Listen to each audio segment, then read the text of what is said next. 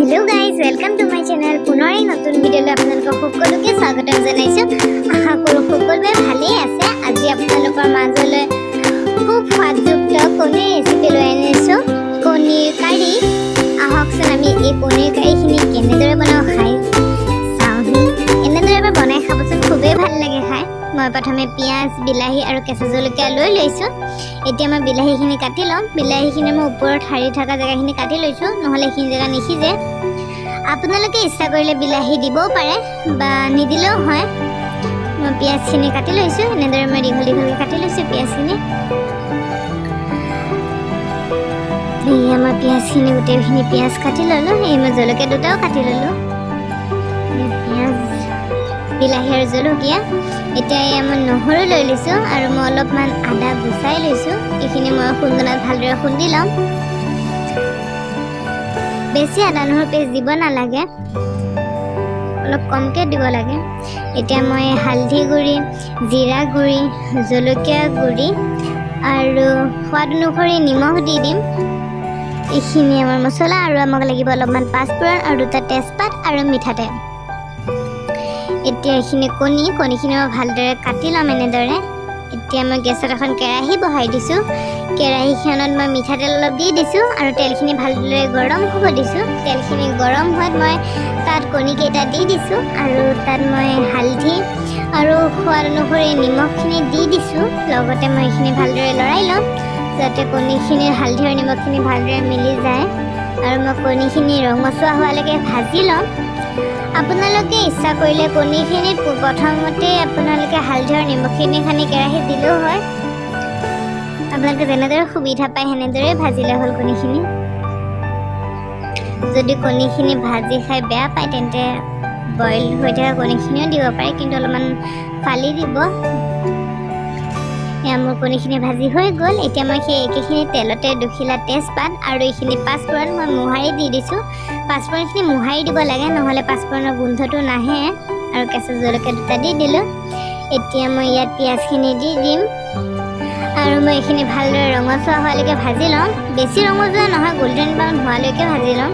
বেছি ৰঙচুৱা কৰি ভাজিলে পিছত মোৰ পিঁয়াজখিনি জ্বলি যাব পাৰে, কাৰণ এইখিনি বেছি অলপ ভাজিব লাগে। মই পিঁয়াজখিনি ভালদৰে ভাজি লৈছোঁ। এতিয়া ইয়াত মই আদা নহৰু পেষ্টখিনি দি দিম। এই আদা নহৰু পেষ্টখিনি দি দিছোঁ। এতিয়া মই এইখিনি ভালদৰে লৰাই ল'ম আদা নহৰু কেঁচা গোন্ধটো যোৱালৈকে। এইখিনি আদা নহৰু গোন্ধ মোৰ প্ৰায় গুচি গৈছে। এতিয়া মই ইয়াত মছলাখিনি দি দিছোঁ। এতিয়া মই এইখিনি ভালদৰে লৰাই ল'ম। পিঁয়াজখিনি আৰু আদা নহৰু পেষ্টখিনি যাতে মছলাখিনি ভালদৰে লাগি যায়। আৰু মই সেই প্লেটখনতে অলপমান পানী লৈ ইয়াত দি দিম, এয়া যাতে ইয়াৰ কেঁচা গোন্ধখিনি যোৱাত সহায় হয় আৰু মছলাখিনি ভালদৰে ভাজ খাই যায়। এইখিনি মই এতিয়া ভালদৰে তেল বিৰিঙি অহালৈকে ভাজি থাকিম। এয়া মোৰ পিঁয়াজখিনিত প্ৰায় তেল বিৰিঙি আহিছে। এতিয়া মই ইয়াত বিলাহীখিনি দি দিছোঁ। এতিয়া মই বিলাহীখিনি ভালদৰে সিজালৈকে ভাজি থাকিম। মই ইয়াত পানী ব্যৱহাৰ নকৰাকৈ বিলাহীখিনি সিজিবলৈ দিম।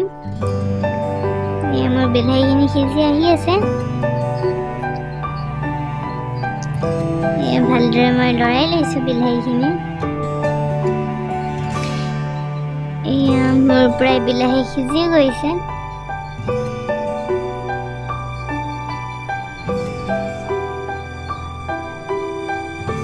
এনেদৰে খাই চাবচোন, খুবেই ভাল লাগে খাই। মোৰ বিলাহীখিনি প্ৰায় ভাজি হৈ গ'ল। এতিয়া মই ইয়াত অলপমান পানী ব্যৱহাৰ কৰিছোঁ।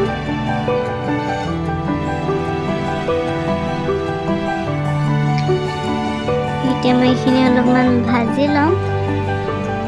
মোৰ বিলাহীখিনি মই অলপ সিজাৰ পিছতহে পানীখিনি ব্যৱহাৰ কৰিছোঁ, যাতে অলপ এইখিনি অলপ গ্ৰেভি টাইপৰ হৈ যায় আৰু পিঁয়াজখিনি অলপ বেছি দূৰত মজি যায়। এতিয়া মই ইয়াত কণীখিনি দি দিছোঁ আৰু কণীখিনি ভালদৰে মছলাখিনি মই লগাই দিছোঁ।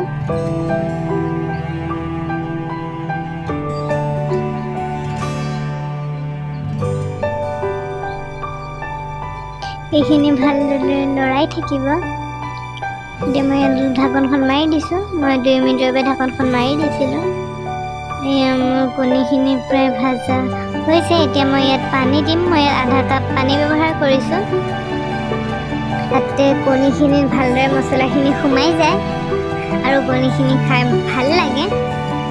এতিয়া মই আকৌ এবাৰ ঢাকনখন মাৰি দিছোঁ। এনেদৰে মই অলপ পানীখিনি শুকাবলৈ দিম আৰু পানীখিনি শুকালেই আমাৰ কণী কাৰী ৰেডি হৈ যাব।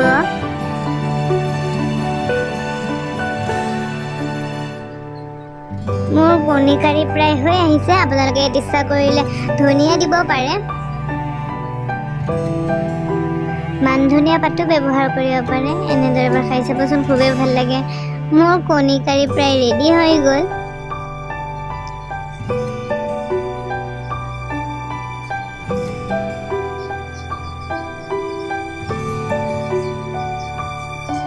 মোৰ কণী কাৰী হৈ গৈছে। এতিয়া মই এইখিনি ভালদৰে নমাই ল'ম। দেখকচোন কালাৰটো ইমান ধুনীয়া লাগিছে। মই নমাই ল'লোঁ মোৰ কণী কাৰীখিনি।